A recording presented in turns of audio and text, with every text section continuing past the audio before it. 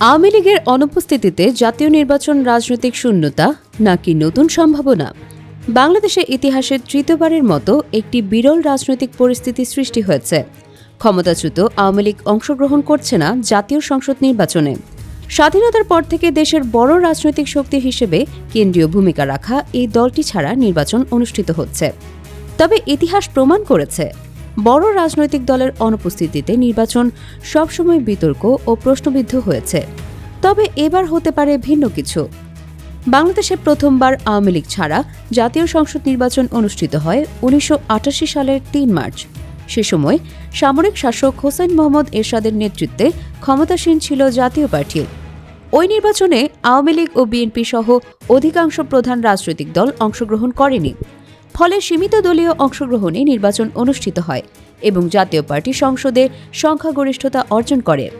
তবে ভোটার উপস্থিতি কম এবং বিরোধী দলগুলোর বর্জনের কারণে নির্বাচনটির গ্রহণযোগ্যতা দেশ বিদেশে প্রশ্নবিদ্ধ হয়। রাজনৈতিক অস্থিরতা ও গণ আন্দোলনের ধারাবাহিকতায় এরশাদ সরকার শেষ পর্যন্ত ১৯৯০ সালে ক্ষমতা ছাড়তে বাধ্য হয়। দ্বিতীয়বার আওয়ামী লীগ ছাড়া নির্বাচন অনুষ্ঠিত হয় ১৯৯৬ সালের ১৫ ফেব্রুয়ারি। তৎকালীন বিএনপি সরকারের অধীনে এই ষষ্ঠ জাতীয় সংসদ নির্বাচনেও আওয়ামী লীগ সহ প্রায় সব বিরোধী দল বর্জন করে। একতরফা নির্বাচনে বিএনপি সংসদের প্রায় সব আসনে জয়ী হলেও ভোটার উপস্থিতি ছিল অত্যন্ত কম। এতে নির্বাচনটির গ্রহণযোগ্যতা আবারও প্রশ্নবিদ্ধ হয়। তারপর দীর্ঘদিনের বিতর্কিত নির্বাচনের পর ২০১৪ সালের ১০ম জাতীয় সংসদ নির্বাচন অনুষ্ঠিত হয়, যেখানে আওয়ামী লীগের প্রার্থীরা ১৫৩টি আসনে বিনা প্রতিদ্বন্দ্বিতায় জয়ী হন।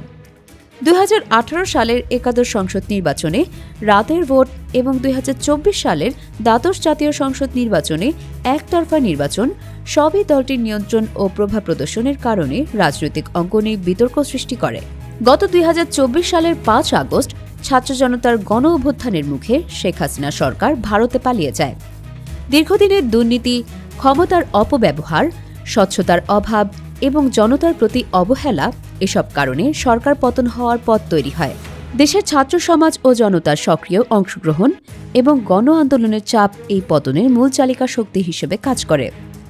৮ আগস্ট অধ্যাপক মোহাম্মদ ইউনূসের নেতৃত্বে অন্তর্বর্তী সরকার দায়িত্ব গ্রহণ করে এবং ১৮ মাসের পর এবার জাতীয় সংসদ নির্বাচন অনুষ্ঠিত হতে যাচ্ছে। নির্বাচন কমিশনের তত্ত্বাবধানে অনুষ্ঠিত এই নির্বাচনে ভোট গ্রহণ সকাল 7:30 থেকে বিকেল 4:30 পর্যন্ত চলবে। রাজনৈতিক বিশ্লেষকরা মনে করছেন, ক্ষমতাচ্যুত আওয়ামী লীগের অনুপস্থিতি ভোটারদের জন্য নতুন সুযোগ তৈরি করেছে। দীর্ঘ সময়ের বিতর্কিত নির্বাচন এবং একপক্ষীয় প্রক্রিয়ার পর সাধারণ মানুষ এবার অংশগ্রহণমূলক ও স্বচ্ছ নির্বাচন আশা করছে। স্থানীয়রা জানিয়েছেন, সাধারণ মানুষ তাদের ভোটাধিকার প্রয়োগের মাধ্যমে দেশের গণতন্ত্রকে পুনরায় শক্তিশালী করতে চাইছে। বিশ্লেষকরা মনে করছেন, ক্ষমতাচ্যুত দলের অনুপস্থিতি শুধু রাজনৈতিক শূন্যতা তৈরি করে না, বরং ভোটাধিকার ও জাতীয় ঐক্যের বিষয়ে প্রশ্ন তুলেছে। তবে বর্তমান নির্বাচন প্রমাণ করতে পারে দেশের রাজনৈতিক শক্তির পরিবর্তন এবং জনগণের সক্রিয় অংশগ্রহণ কিভাবে দেশের গণতান্ত্রিক প্রক্রিয়াকে এগিয়ে নিতে পারে। দেশের মানুষ নতুন নির্বাচনে অংশগ্রহণের মাধ্যমে এক ধরনের নতুন আশা ও রাজনৈতিক সংহতির বার্তা দিচ্ছে। ইতিহাসে বিতর্কিত ও একপক্ষীয় নির্বাচনের অভিজ্ঞতা থাকা সত্ত্বেও এবারের নির্বাচন দেশের মানুষের জন্য নতুন সম্ভাবনার বার্তা বহন করছে।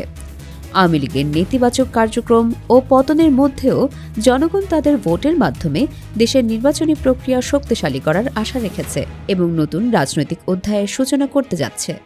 ডেস্ক নিউজ, অগ্রযাত্রা প্রতিদিন। অগ্রযাত্রা প্রতিদিন, নির্ভীক প্রত্যয়ে উজ্জীবিত।